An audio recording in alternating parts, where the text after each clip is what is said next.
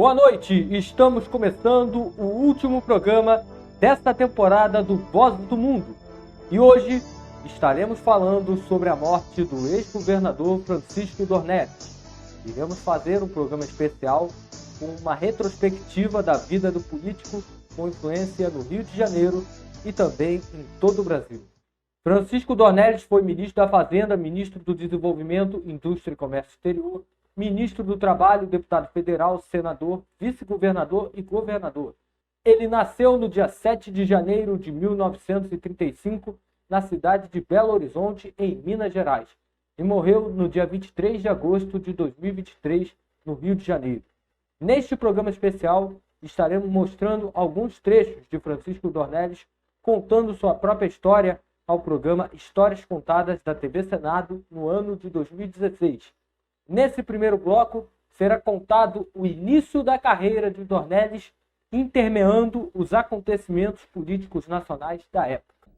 Quando eu nasci, um primo de meu pai, vamos chamar assim, era ditador do país, né? E meu pai sempre, embora bem mais moço que ele, tinha uma relação muito estreita.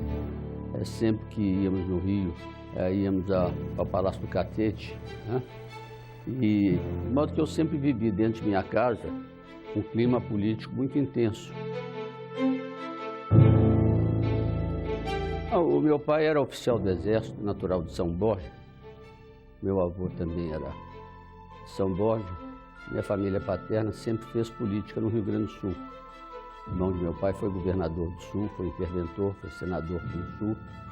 Mas meu pai foi, como oficial do Exército, foi servir em São João del Rei, no 11º Regimento de Infantaria, onde praticamente adotou a cidade como sua. Lá nós moramos muitos anos. Ele casou com uma irmã do Tancredo, que também família política local, e ali eu vivi praticamente os 14 primeiros anos da minha vida. Depois fui para o Rio, terminei meu curso do Colégio Militar no Rio de Janeiro, fiz meus cursos universitários no Rio, casei no Rio, minhas filhas nasceram no Rio, de modo que a minha ligação com o Rio sempre foi muito profunda.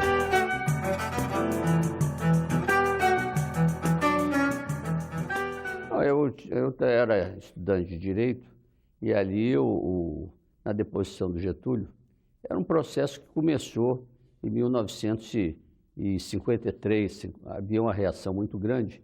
E eu hoje, com o tempo, e a gente vê como as coisas funcionam, conhecendo um pouco de história, eu acho que o grande problema relacionado com a deposição do Getúlio, em 54, foi a posição que ele havia tomado de estabelecer o monopólio do petróleo. Assina importante mensagem ao Congresso Nacional relativa à industrialização do petróleo brasileiro com capitais do país.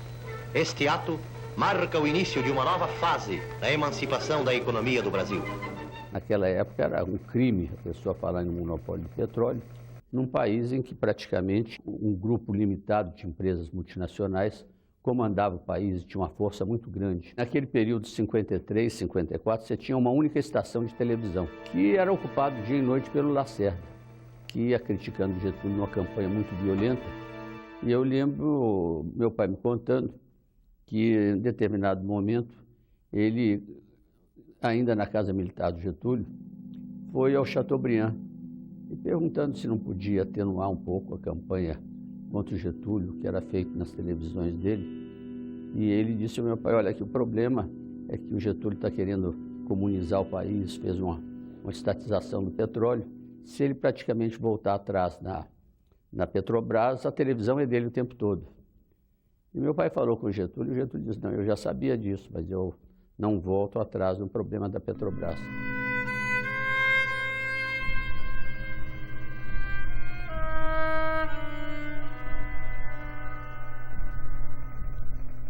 Quando o Getúlio caiu, em 1954, começou logo um movimento muito grande.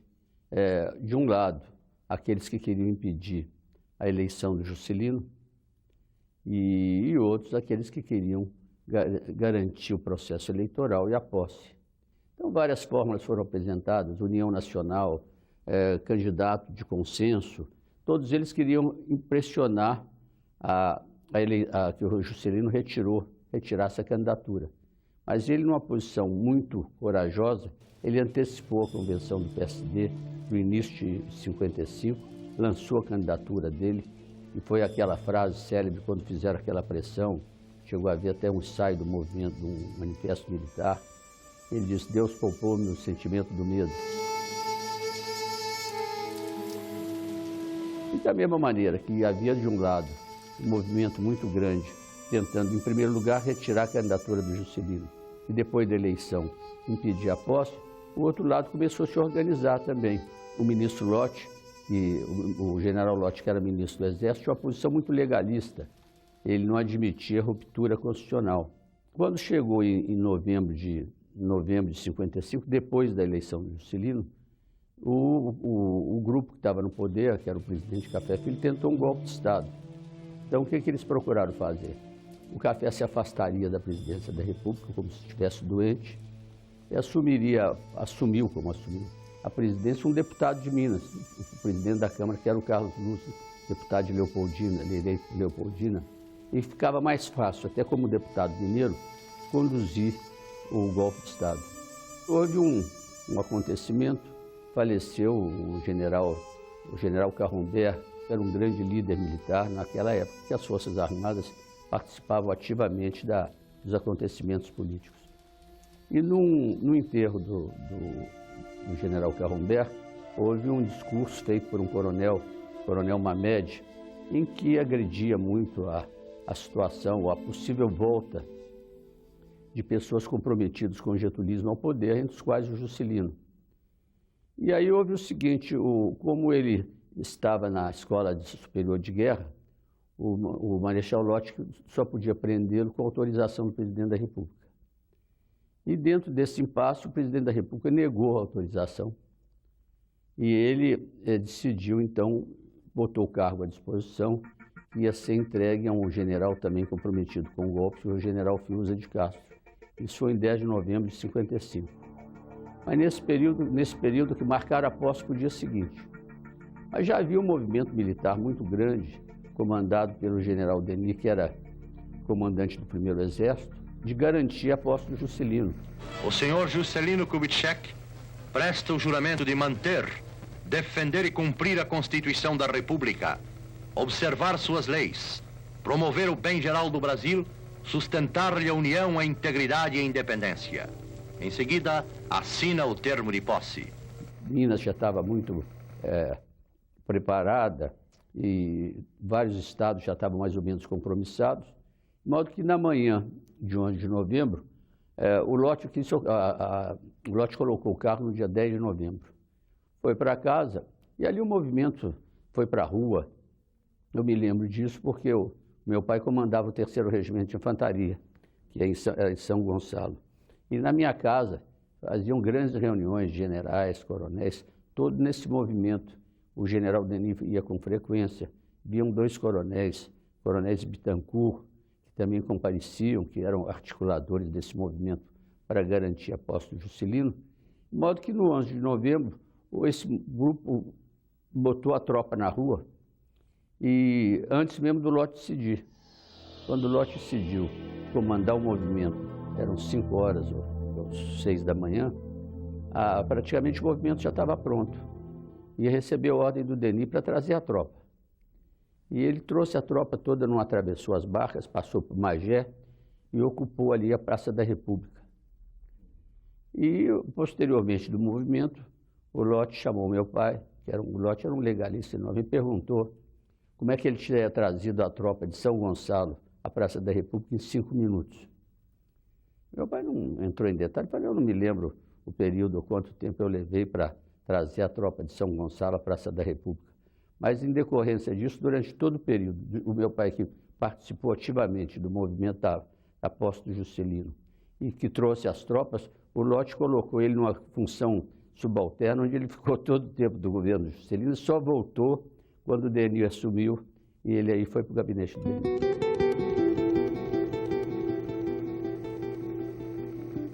Quando eu voltei de um curso não de graduação, o que eles chamavam undergraduate, que eu passei 2 anos na Califórnia, o Tancredo assumiu a Secretaria de Finanças de Minas. E havia no Rio de Janeiro uma delegacia fiscal do Secretaria de Finanças, porque naquela época o café era a grande fonte de recursos dos estados. O imposto de exportação era um imposto estadual e Minas era o grande exportador de café. De modo que eu fui subchefe da delegacia fiscal de Minas, no estado do Rio de Janeiro, isso em 58. Posteriormente, quando o Tancredo assumiu o cargo de primeiro-ministro, em 1961, 7 de setembro de 61, eu fui designado, havia um cargo que chamava secretário particular do presidente do Conselho de Ministros. De modo que eu ocupei esse cargo até a desincompatibilização do Tancredo, que ocorreu em junho de 1962. Eu participei em 1960, eu era estudante de Direito, e fui para Belo Horizonte, onde fiquei na casa do Tancredo, no Rio. Aí me afastei 2 meses da faculdade e fui para Belo Horizonte, onde eu tive um papel naquela época, na campanha do Tancredo para o governo de Minas em 60, a mesma que o Aécio teve na campanha do Tancredo para a presidência da República. Eu morava na casa do Tancredo, atingi uma posição de secretário e era uma campanha que todos consideravam uma campanha extremamente vitoriosa. 90% dos prefeitos apoiavam o Tancredo. Não havia, acho que nem o Magalhães acreditava que ia ganhar. Mas você teve ali o fenômeno do Jânio Quadros, foi muito forte. O Jânio passou como um verdadeiro furacão. O lote que puxava a presidência da República, a candidatura não cresceu. E a candidatura do presidente geralmente tem muito reflexo sobre a de governador numa eleição casada. E ali, de repente, quando ninguém esperava, você não tinha essa sofisticação que você tem hoje de institutos de pesquisa mais sofisticados. Você ia media a vitória de cada um pelo número de prefeitos, pelo número de deputados. Mas aconteceu que a campanha do Magalhães foi brilhantemente conduzida pelo Zé Aparecido, que era um gênio político. Houve alguns equívocos. Naquela época, você podia ter 2 vice-candidatos a vice-governador na mesma chapa. Houve uma divisão no campo o PR, que apoiava o Tancredo, tinha um candidato a vice-governador, o PTB, que apoiava, tinha outro candidato. De modo que isso sempre criou algum conflito nos municípios. De modo que ali, quando abriu as urnas, quando as urnas foram abertas, foi uma verdadeira calamidade. Foi uma derrota dessas violentas.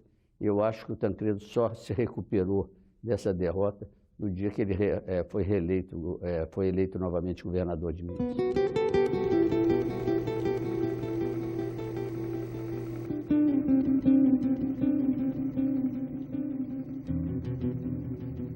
A renúncia do Jânio foi 24 de agosto, mas ele já assumiu a presidência da República. E o que eu lembro foi na Granja do IP, o Carvalho Pinto, que era governador de São Paulo, fez uma narração ao Tancredo, em que ele contava que foi receber o Jânio em Cumbicas e o Jânio lá chegou. E no grupo ele perguntou: mas por que o senhor fez isso, presidente? Por que o senhor renunciou? E o Jânio disse: mas o Congresso aceitou a renúncia? E ele, Carvalho Pinto: mas presidente, era unilateral, o Congresso não tinha que aceitar. E que ele dizia: mas que Congresso, hein? Mas que Congresso? Quer dizer, é uma fase da história do Brasil que não está bem pesquisada, que não está bem examinada. E você vê uma carta de renúncia entregue ao ministro da Justiça, o ministro da Justiça rasgava a carta. Eu devo dizer que rasgava a carta, não levava. O ministro da Justiça levou ao Congresso. Será que esse ministro da Justiça achou que aquilo tinha que ser apreciado pelo Congresso? Será que eles acharam que depois do Congresso aceitar a renúncia, viu um movimento popular? Será que os ministros militares ficaram satisfeitos de ficar livres do Jânio? Ou será que realmente eles fizeram... Existem versões conflitantes. E eu me lembro vamos dizer, contado por meu pai, que ouviu que era subchefe da casa dele, que os 3 ministros militares foram ao Jânio e que o Jânio teria dito: olha aqui, eu vou entregar a carta a vocês. E os militares disseram: não aceita a carta, se você tiver que enviar ao Congresso. Outro, às vezes, se eu não me engano, narrado pelo Zé Aparecido, diria que os militares falaram com o Jânio: se o senhor quiser fazer um movimento, nós fechamos o Congresso. O almirante Reck me contou a seguinte situação: que o Jânio estabeleceu uma ordem, um mecanismo para eles, que quando eles pegavam um despacho de papel, e que ele escrevesse atrás, começando do fim para o princípio, que era uma ordem para não ser discutida, que tinha que executar. E que há 2 meses atrás ele tinha mandado um documento dessa natureza para os ministros militares para que eles se preparassem para a invasão da Goiânia. E que eles estavam numa posição sem saber como lidar aquilo, porque era, da maneira que foi enviado o documento, era para não ser discutido. De modo que eles receberam com grande alívio o momento em que o Jânio renunciou.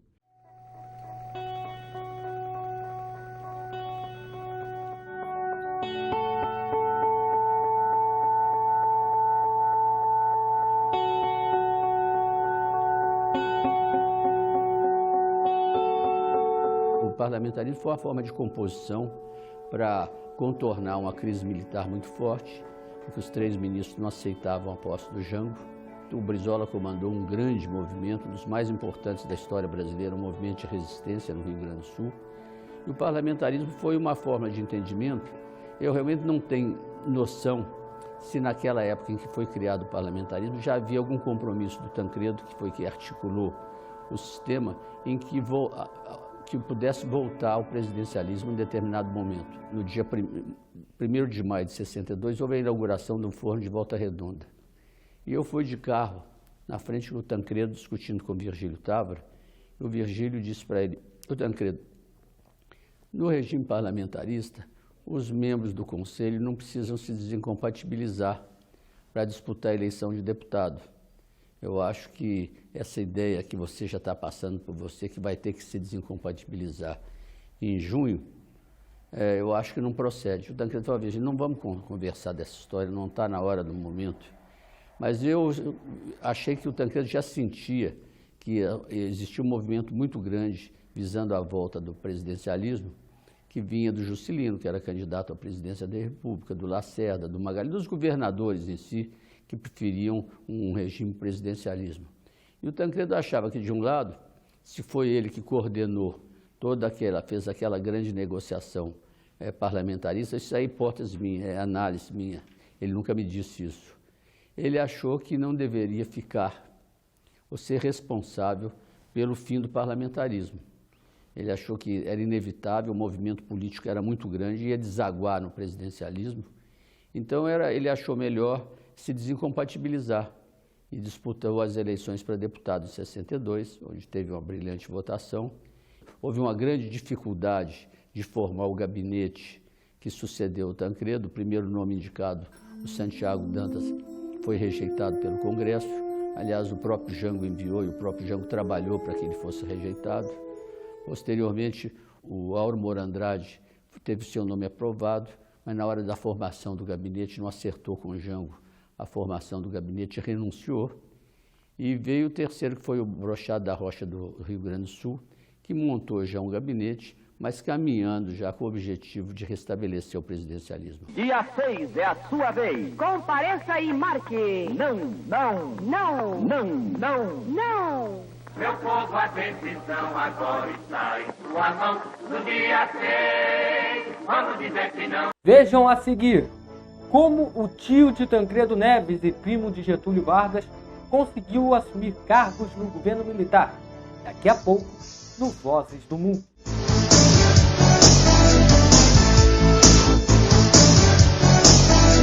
Para participar do programa Vozes do Mundo, deixando a sua opinião sobre o tema debatido hoje, é muito simples. Você vai entrar no seu Instagram ou no seu perfil no Facebook e digitar na pesquisa @programa Vozes do Mundo. Se você não tiver nenhuma das duas redes sociais, você pode enviar a sua opinião em mensagem para o WhatsApp 88 99900 0389. Vou repetir: 88 99900 0389. Durante o programa, entrará no ar uma pergunta em formato de enquete nos stories das duas redes sociais. Você vai participar do nosso programa por esses 3 meios. O resultado da nossa pesquisa será divulgado no programa seguinte, do próximo sábado, às 7h40 da noite, aqui na TV Aracati. Independente da sua opinião, não deixe de participar do programa Vozes do Mundo. Quer anunciar numa audiência certa? Então anuncie no programa Vozes do Mundo. Associe a sua marca a um campeão de audiência e credibilidade. Anunciar no programa Vozes do Mundo é fácil e cabe no seu orçamento. Ligue já! 21 98155 6898. Repetindo, 21 98155 6898. Anuncie no programa Vozes do Mundo. Quer assistir a conteúdos exclusivos e ter acesso a todas as edições do Vozes do Mundo? Então é só seguir o programa nas redes sociais.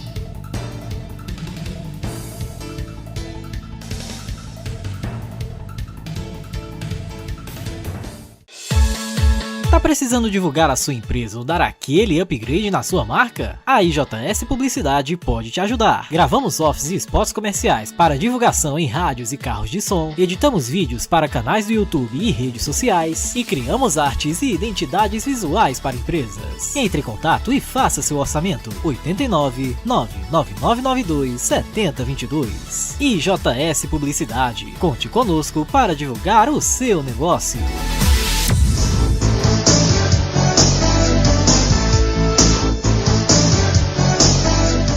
Estamos de volta e iremos trazer mais detalhes da vida de Francisco Dornelles, começando pela troca de uma candidatura a deputado federal em Minas Gerais por uma vaga na Universidade de Nancy, na França. Aí eu cheguei a pensar e tive até meu nome homologado para disputar a deputação estadual pelo PTB de Minas. E foi aí que eu fiquei numa grande dúvida se disputava a eleição, que ao mesmo tempo eu me candidatei a uma bolsa de estudos na França, na Universidade de Nancy, e fui escolhido, eu ganhei a bolsa. O Tancredo achou melhor e achava melhor que eu devia ir para a bolsa. O Santiago Dantas também, que era uma pessoa que na época era ministro das Relações Exteriores do Tancredo e que cuidava do PTB de Minas, que homologou meu nome para deputado estadual, e disse também, olha aqui, se você não fizesse curso de pós-graduação na França, agora você nunca mais vai fazer. E política, se você um dia que tiver que entrar na política, se for o destino, você vai entrar. Eu aí fui para a França, onde eu fiquei de 63 até o final de 64. Quando voltei aqui em 64, eu já era procurador da Fazenda, desde 1961. Eu me apresentei ao Ministério da Fazenda, havia ali uma mudança política muito grande. Não fui bem recebido no Ministério, as pessoas que dirigiam, o procurador-chefe chegou a me dizer mesmo na época, houve uma revolução no Brasil, os corruptos, os subversivos foram banidos, sua família está entre eles, seu tio era líder do Jango, seu pai era militar ligado ao Jango, então essas coisas já estava praticamente banido ali.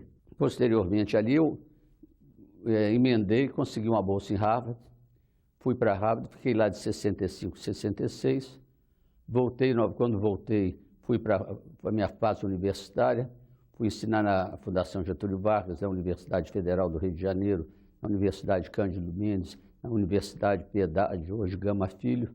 Então fiquei uma série de anos praticamente dedicando ao ensino universitário. Nesse mesmo período também, quando eu voltei de Harvard, fiquei como membro do período das Nações Unidas em acordos fiscais, de modo que durante cada 6 meses havia reunião em Genebra, em Nova York, e assim eu fiquei durante 7 anos. Eu estava na Fundação Getúlio Vargas, quando recebi um convite, um telefonema do Delfim Neto, dizendo que iria falar comigo. Eu achei até que era trote, porque eu estava tão desligado do campo político-administrativo ali, estava só na parte do ensino, e ainda estava naquela posição dizendo, ó, o senhor fica longe do ministério, porque aqui você não pode entrar, de modo que eu achei que era trote.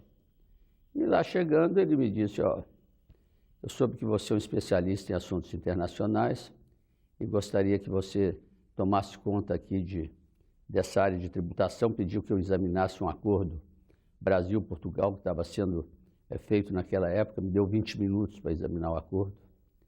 E a partir dali eu virei um tecnocrata, porque eu fui aos poucos começando a trabalhar com o Delfim, algumas horas por semana, depois fiquei 24 horas por dia quase. Fizemos vários, todo o primeiro projeto de incentivos à exportação foi feito naquela época.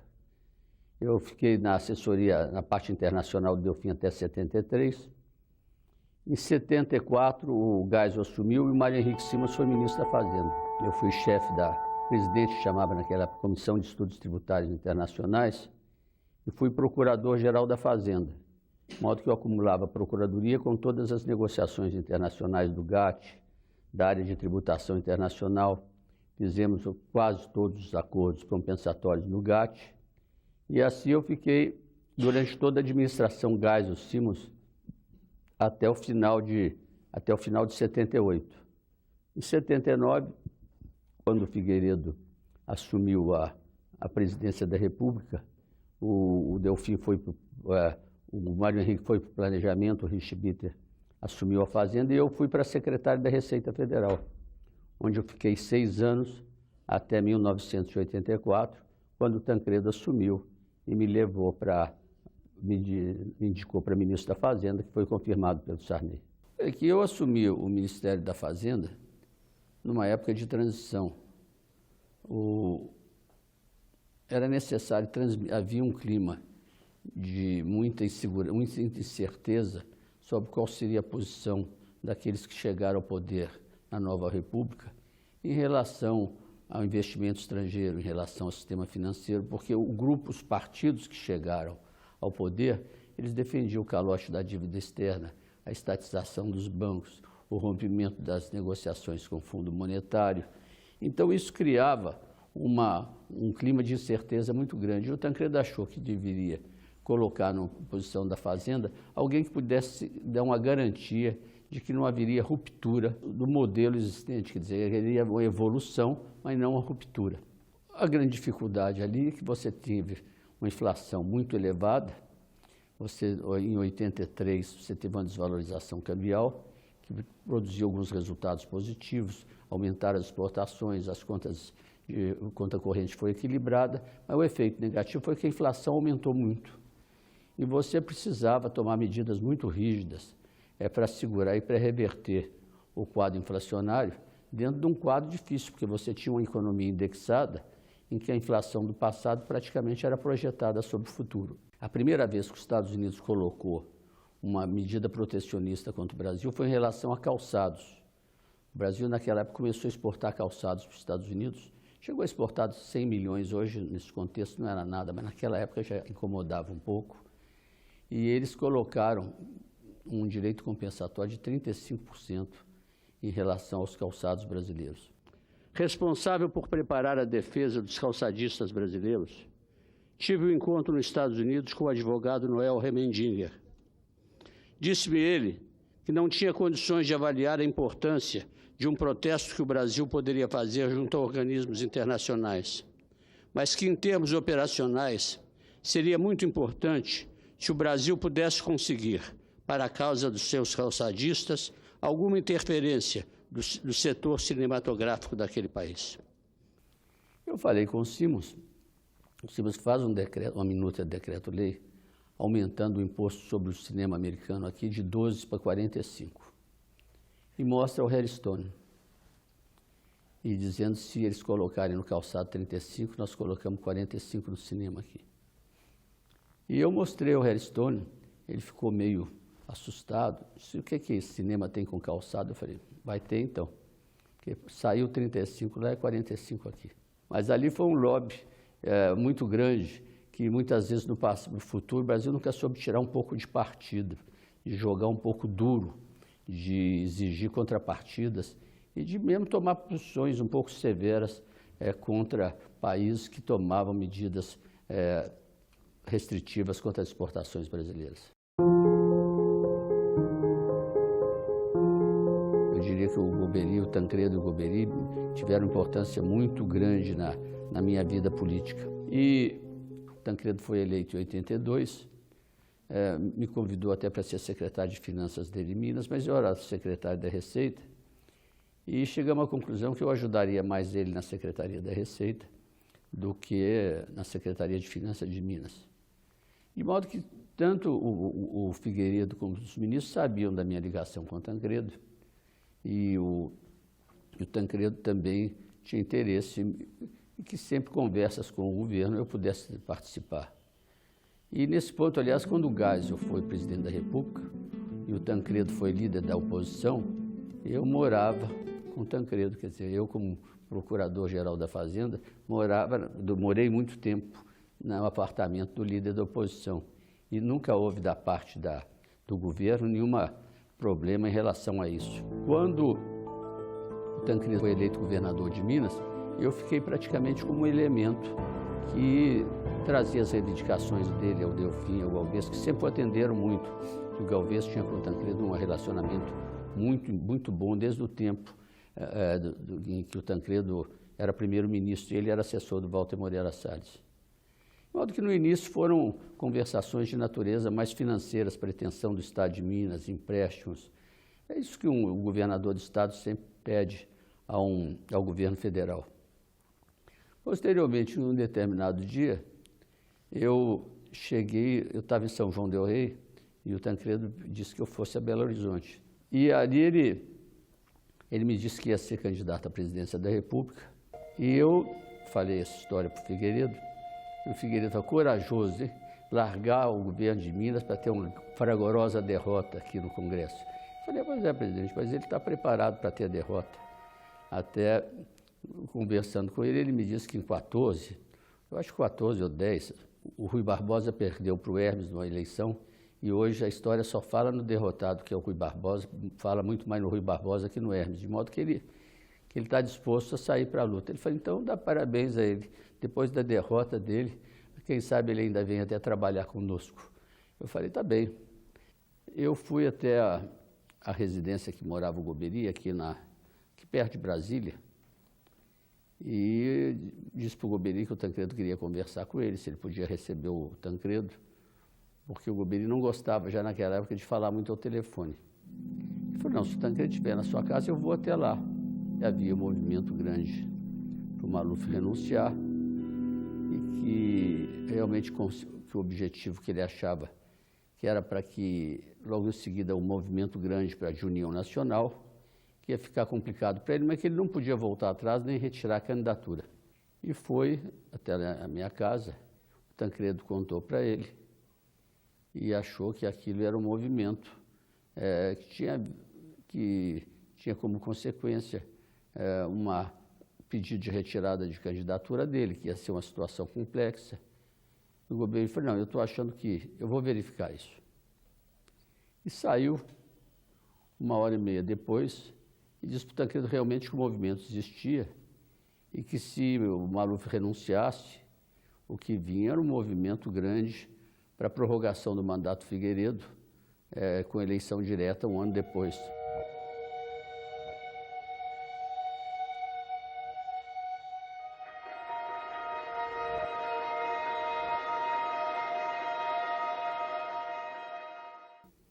Mas que ele queria trazer a garantia ali naquele momento que o Maluf não ia renunciar.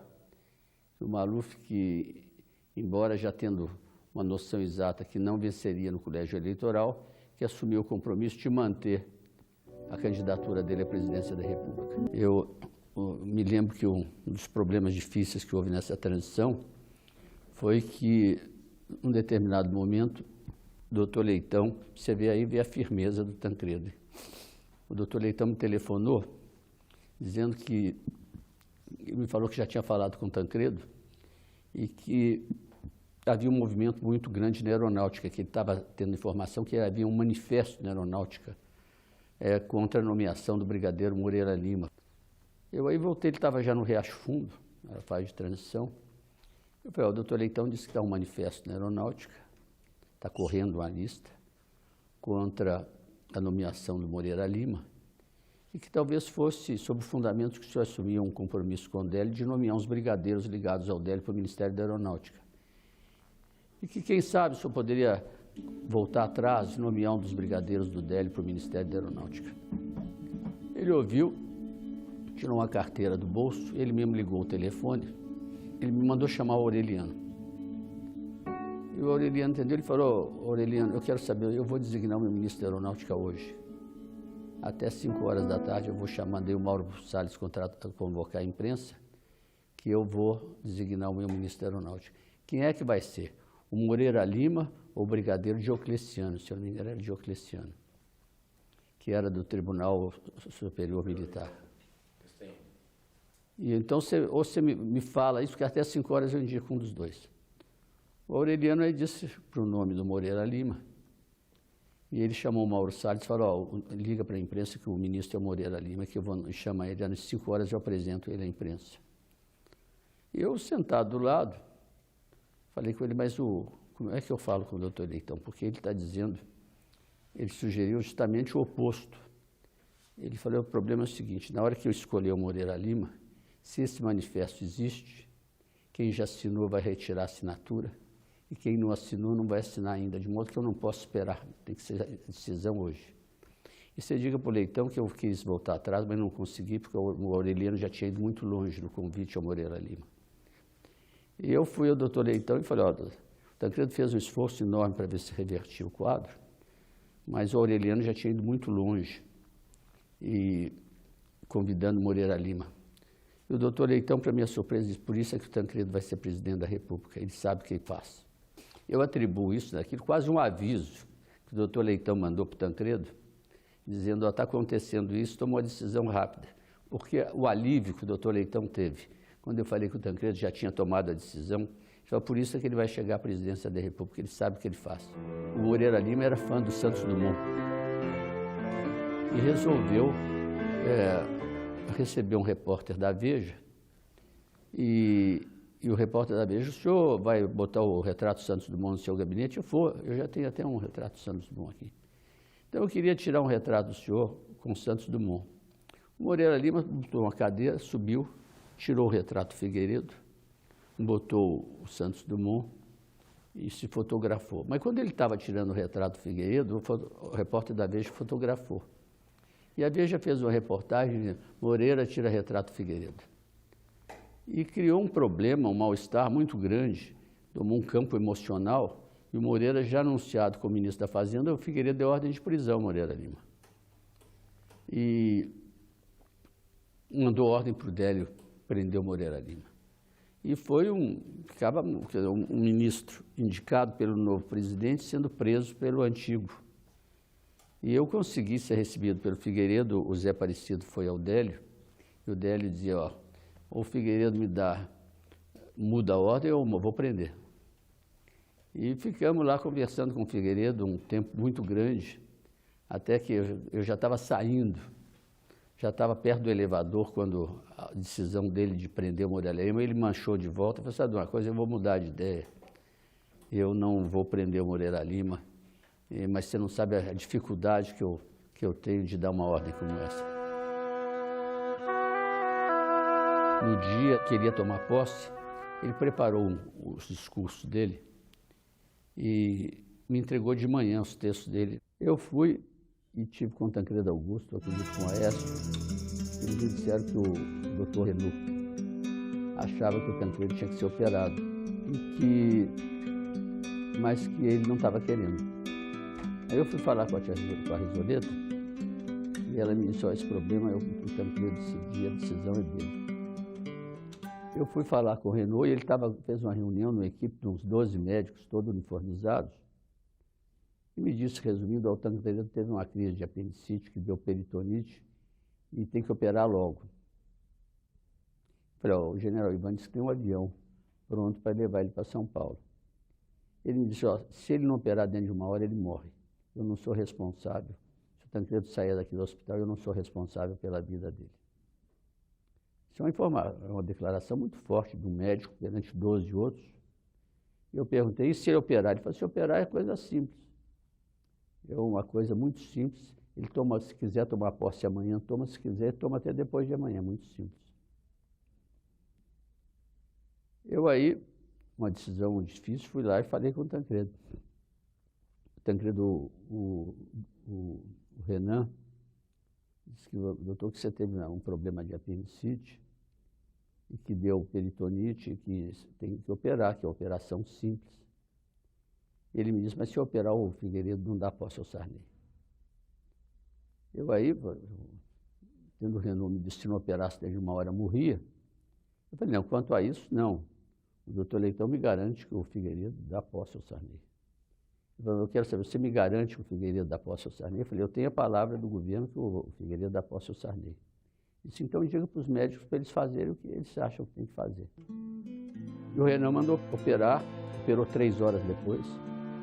É um quadro também que eu nunca sei o que deu na cabeça do Renan na época. A impressão que eu tenho é que eles também acharam que ia ser mais fácil que foi. E que ia dar um nome muito grande ao hospital de base, o hospital que operou, que salvou o presidente. Eles não tiveram uma noção mínima, eles não tiveram uma responsabilidade que a hora exigia para tomar uma decisão fria em relação ao Tancredo.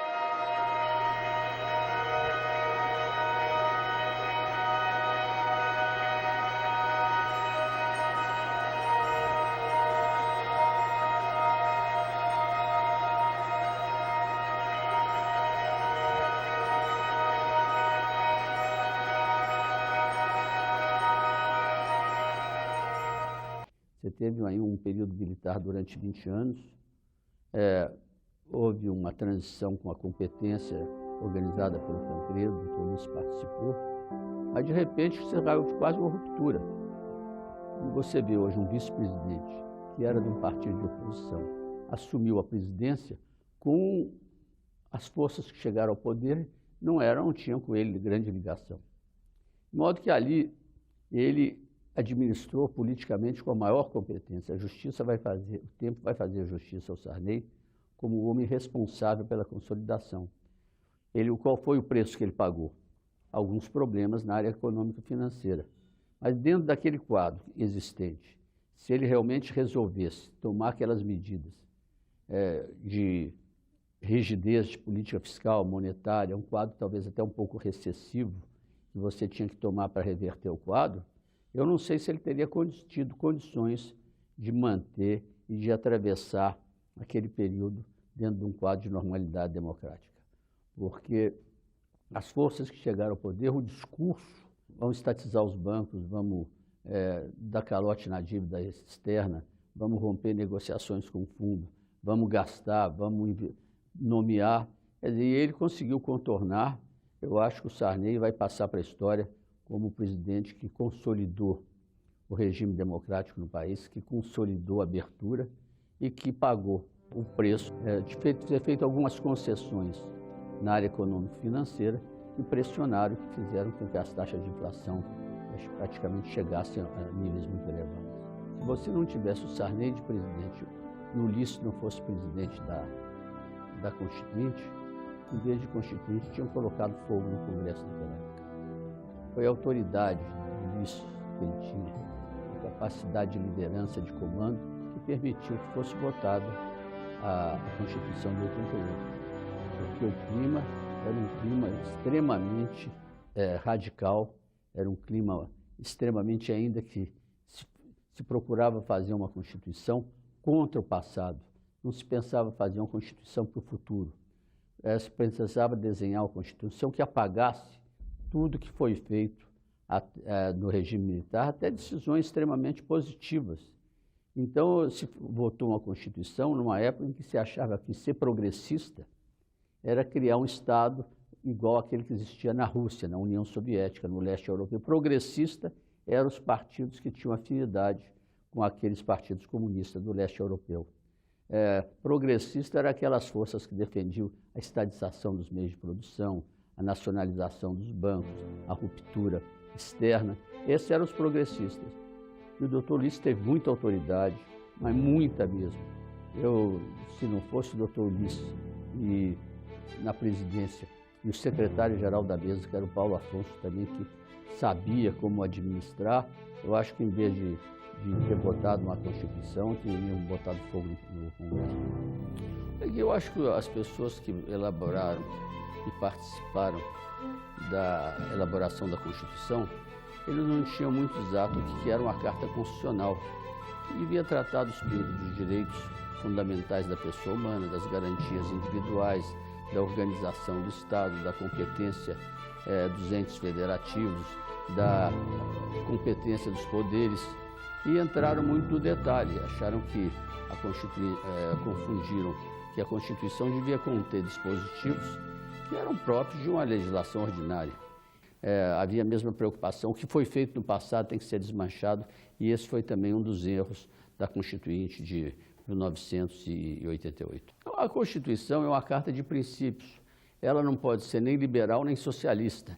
Ela tem que estabelecer regras de alternância do poder, para que o dia que os liberais chegassem ao poder pudessem conduzir uma política de liberal e o dia que os socialistas chegassem ao poder pudessem conduzir uma política socialista.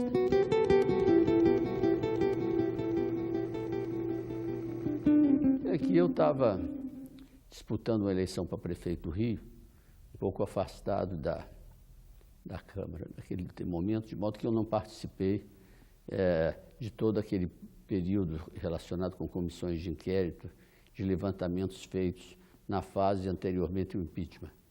Mas eu vim e votei favoravelmente ao afastamento, porque havia sido criado no Brasil um tal clima, uma tal situação emocional, que realmente não havia mais condições para o presidente continuar no poder. Quer dizer, eu nunca entrei no mérito das acusações sobre o aspecto de dolo. Meu voto foi um voto político, achando que as condições do momento indicavam que o país exigia que ele não permanecesse mais na presidência da República. Eu fui presidente da Comissão de Finanças no governo Itamar Franco. Fui relator, inclusive, também da reforma administrativa proposta pelo presidente Itamar Franco. Foi um período de muita tranquilidade. Ele tentou fazer um governo de união nacional, todos os partidos participaram desse governo. Ele realmente abriu o caminho para que houvesse a reforma financeira grande, com a participação do presidente Fernando Henrique, então ministro da Fazenda, e o caminho que ele abriu para o Plano Real é o marco do governo Itamar Franco. Eu não pertencia naquele momento a nenhum partido político. Anos atrás tinha se filiado ao PTB em Minas, depois não tinha mais nenhuma filiação, e eu participei desse movimento de transição democrática na condição de pessoa relacionada ao Tancredo, que tinha ligações grandes também com o grupo que estava no poder, naquela época chefiada pelo presidente Figueiredo, de modo que foi em caráter pessoal, mais pessoal que partidário a minha participação. Em 1996, o presidente entendeu que o Partido Progressista, naquela época era PPB, Partido Progressista Brasileiro, deveria chegar a participar do seu governo e que deveriam ocupar o ministério. E eu fui escolhido. Eu tinha ligações familiares com o presidente. O primo do pai dele, o general Ciro Cardoso, serviu em São João del Rei, foi padrinho de casamento de meu pai. Posteriormente, serviram juntos no gabinete do Getúlio. Na época de transição do Tancredo, eu tive um relacionamento estreito com o Fernando Henrique.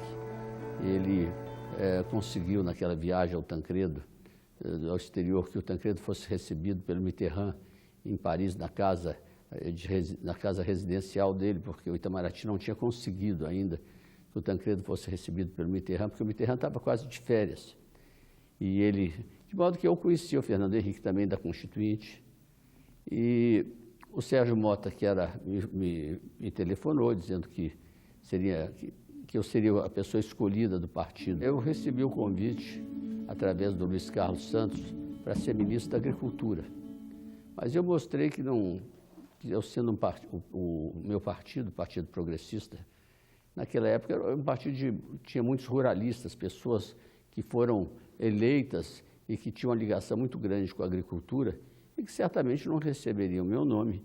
Eu sempre, nunca tive não foi aquele parlamentar que tinha as ligações com a agricultura que tinham outros. De modo que eu achei que não tinha sentido que eu fosse o homem do partido para ocupar o Ministério da Agricultura.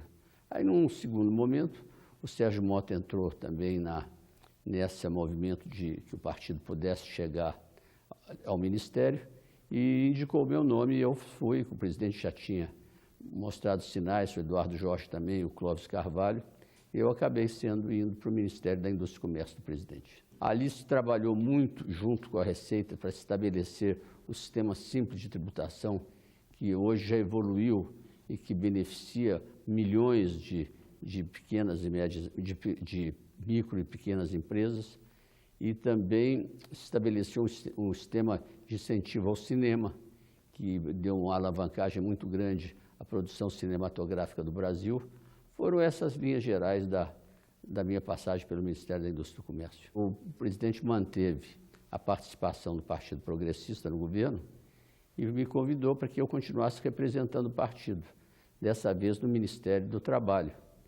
Foi quando eu acho que o marco da minha passagem pelo Ministério do Trabalho foi aquele acordo que nós fizemos, o acordo do FGTS, né? Que era um acordo em que você abrangeu mais de quase 40 milhões de trabalhadores, né? E um acordo que exigiu uma presença muito grande com as centrais sindicais e patronais, em que nós pagamos a todos os trabalhadores a correção do FGTS que eles haviam perdido em governos anteriores. Eu fiquei todo o período, eu fiquei de 96 até abril de 98, quando eu saí para disputar as eleições para deputado federal. Havia muita incerteza sobre o que seria o governo Lula, né? Muita desconfiança se ele realmente iria implementar todas aquelas bandeiras que ele apresentou durante a sua campanha, que era quase uma ruptura com o sistema econômico, com a ordem financeira, com a ordem externa. Mas ele mostrou muito bom senso.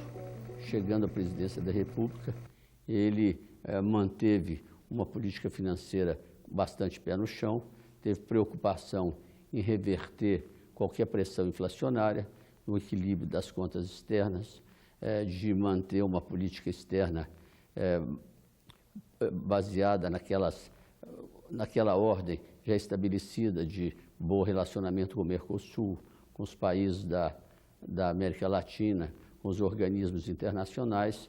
Colocou no Ministério do Trabalho o ministro Palocci, que foi uma verdadeira revelação, né? De bom senso, de competência, um homem que somou, que uniu, que aglutinou, de modo que foi altamente positivo o período de transição do governo Fernando Henrique para o governo Lula, e os resultados da sua administração foram muito positivos, o que resultou numa grande vitória para o segundo mandato.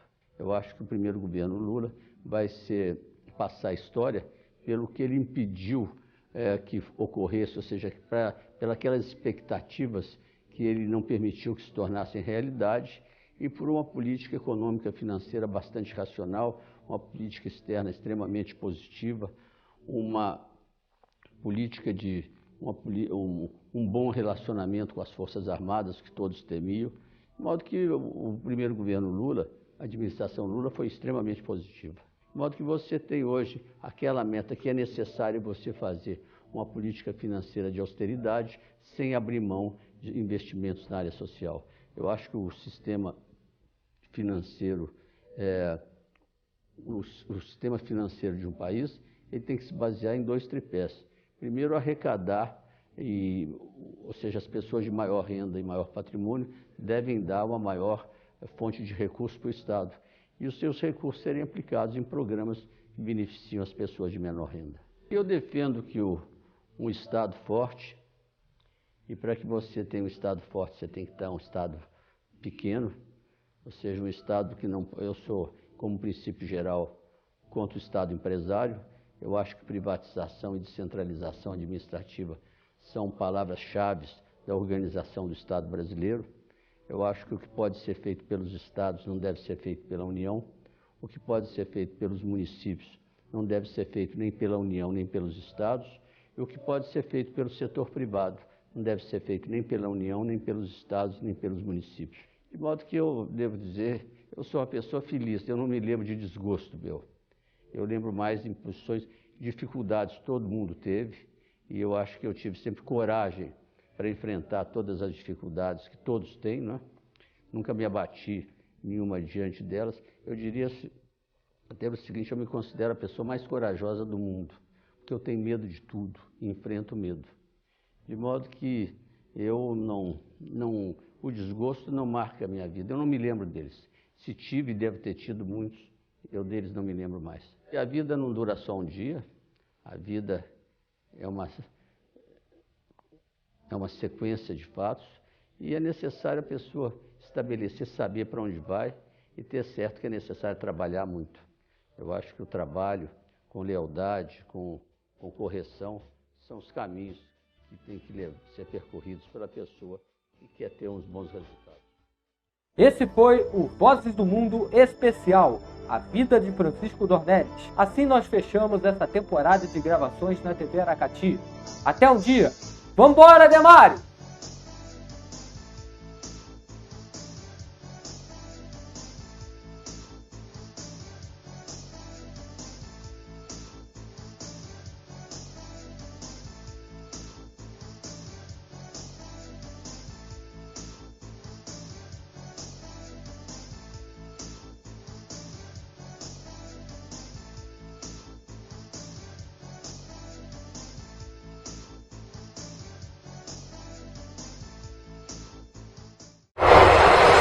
TV Aracati, a sua TV de verdade.